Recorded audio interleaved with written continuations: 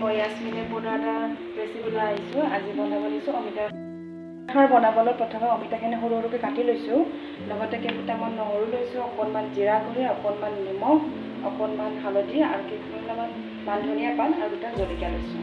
পিঁয়াজো অকণমান লৈছোঁ। কেৰাহীত তেল গৰম হ'ব দিছোঁ।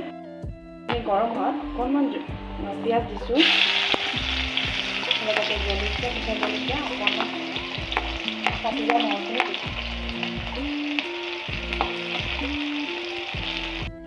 লৰাই থাকিম। তাৰপিছত অকণমান নিমখ দিব এচামুচ, অকণমান জিৰা গুড়ি আৰু অকণমান হালধি গুড়ি দিব। এইখিনি সামগ্ৰী লৰাই থাকিব। তাৰপিছত কুটি অমিতাখিনি ঢালি দিব ইয়াতে।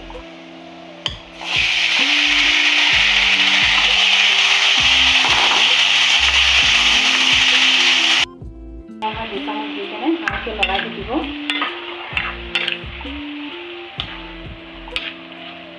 লগতে অকণমান পানী দি কিনে সিজিব দিব।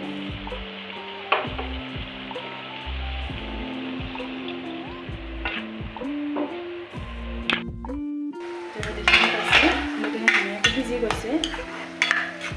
এতিয়া কুটি লোৱা মান ধনিয়া পাতখিনি ঢালি দিব লাগিব। লৰাই থাকিব লাগিব।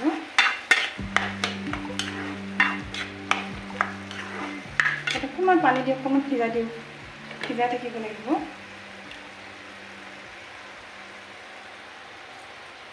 তাৰপিছত পুনৰ ঢাকনি মাৰি 5 মিনিটৰ কাৰণে সিজিব দিব। মোৰ অমিতা খাৰ ৰেডি হৈ গৈছে।